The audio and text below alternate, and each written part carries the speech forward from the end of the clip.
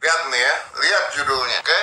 Ini adalah salah satu YouTube sampah. Kreatornya tae, jancok itu kreatornya kalau orang Jawa ngomongnya. Ini adalah salah satu YouTube yang kreatornya hanya membuat konten supaya ditonton sama orang, nyebarin gosip yang tidak jelas intinya kemana untuk dapetin AdSense, dapetin duit, makan duit dari hal-hal seperti itu. Hasilnya sampah, masuknya sampah, keluarnya sampah. Nah itu YouTube sampah itu kayak seperti itu, masuk ke dalam trending. Kemarin Dunia Manji ngomong konten-konten kami itu harus berhadapan sama konten-konten sampah seperti ini. trending kita isinya sampah. Karena kreator-kreator seperti sampah ini nggak suka, datang ke sini. Nggak suka, tuntut ke polisi. Saya ngomong, karena memang sampah. Mau apa? Dari itu YouTube, komen orang akhirnya jadi sampah semua. Kenapa? Karena netizen kita yang nonton seperti ituan, yang menikmati gosip seperti ituan, juga tidak bisa berpikir secara cerdas, secara lurus. Nggak bisa. Dipancing dengan judul, larinya kemana-mana. They're just close-minded, senang ngatain orang. Dan hidupnya hanya di Instagram, di YouTube, di sosial media. Berani ada depan satu lawan satu? Enggak berani. Sampah semuanya, sampah. Nggak berani. Gading dikata-katain, dibanding-bandingin sama Raffi Ahmad, disebut pelakor, ya. Ada yang disebut playboy, ada yang disebut macam-macam. Dikata-katain semuanya. Kawin cerai itu hal lumrah. Lu ngomong, oh ya soalnya Master Dedi juga pernah cerai. Benar, tidak ada masalah. Tahu nggak Anda ya bahwa pernikahan yang berending dengan perceraian itu apa? Kalau artis itu ada yang ngatain, lihat artis hidupnya kawin cerai. Enggak, karena kalau artis kawin lalu cerai masuk ke berita, sama seperti pesawat jatuh masuk berita, tabrakan motor masuk berita. Enggak, orang mati ketiban kelapa masuk berita. Enggak penting soalnya. Kalau artis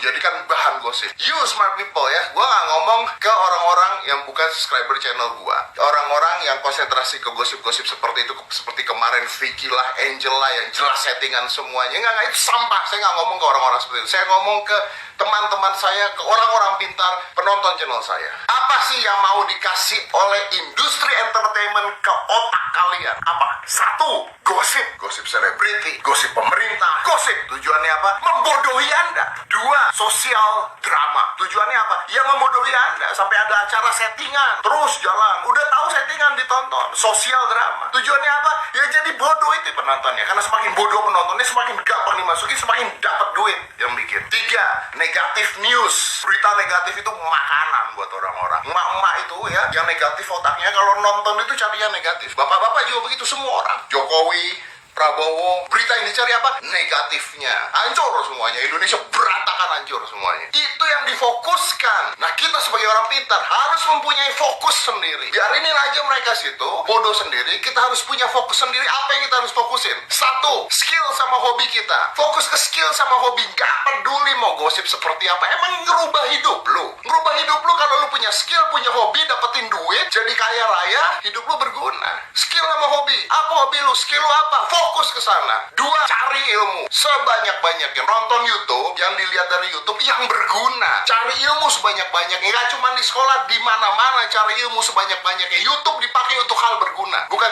bikin kita tambah tolol, tambah ngomongin orang. Tiga, social experience, pengalaman sosial. Ngobrol sama temen-temen lu, cari temen-temen lu yang bener-bener cocok sama lu. Jangan bergaul sama orang-orang yang negatif. Taruh tuh handphone kalau lagi ngobrol sama temen lu. Jangan mainan Instagram terus kalau lagi ngobrol sama temen lu. Jangan hidup lu tergantung sama smartphone doang. Smartphone orangnya jadi tolol cuman gara-gara hidup lu dari pagi sampai malam ngecekin likes Instagram. God, I'm very angry because now negara kita dihancurkan oleh apa? Oleh hal-hal seperti ini. Pengalihan isu. Anda nggak mikir kan itu kan? Pengalihan isu. Semuanya pengalihan isu. Semuanya berita negatif. YouTube pun jadi rusak. Bodoh juga YouTube-nya akhirnya. But people, you are not like that. Choose what you watch. Learn. Be better by what you have. That's what I hope. That's you can be. And stop making stupid people getting more famous. Kalau lu mau naruh konten, pakai lu.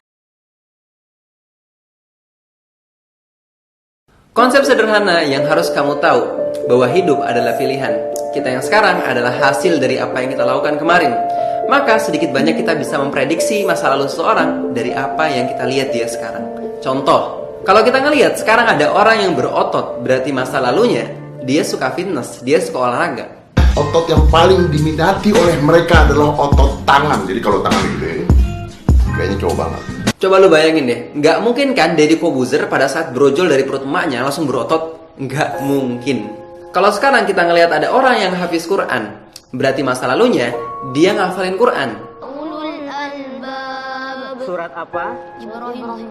Ayat berapa yang barusan? Yang ke-22. Di juz berapa? Yang ke-13 akhir. Halaman berapa? Halaman yang ke-261. Betul semua. Gak mungkin kan kalau ada orang yang hafiz Quran dulunya maniak game?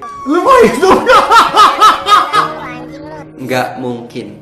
Kalau sekarang kita ngelihat ada seorang ustadz yang pandai dalam menyampaikan hadis dan Al-Quran, maka dulunya dia tekun dalam belajar agama. Quran surah kedua Al-Baqarah ayat 38, posisi paling kanan sebelah atas. Nggak mungkin kan seorang ustadz dulunya pengedar narkoba? Nggak mungkin. Karena hidup adalah pilihan. Kita yang sekarang adalah hasil dari apa yang kita lakukan kemarin. Berarti kita besok adalah hasil dari apa yang kita lakukan sekarang. Allah juga udah bilang begitu ke kita. Kalau kita beriman dan beramal soleh sekarang, maka besok kita akan mendapatkan kenikmatan surga berserta seluruh isinya. Tapi kalau sekarang kita kufur dan bermaksiat, maka besok kita akan masuk neraka kekal di dalamnya. Karena hidup adalah pilihan. Kita besok adalah hasil dari apa yang kita lakukan sekarang. Maka sedikit banyak kita bisa memprediksi masa depan seseorang. Bahkan kita bisa memprediksi masa depan diri kita dengan cara melihat apa yang kita lakukan sekarang. Kalau ada orang yang kerjaannya balap liar kayak gini,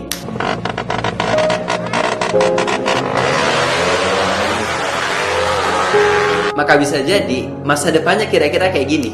Kebut-kebutan di jalan, seorang remaja yang berboncengan sepeda motor menabrak pengendara lain dari arah berlawanan. Akibat tabrakan tersebut, 2 pengendara motor tewas di tempat. Kalau sekarang ada orang yang kerjanya mabuk-mabukan, judi, nyolong orang, ngerampok orang, nipu orang, kira-kira masa depannya kayak gini.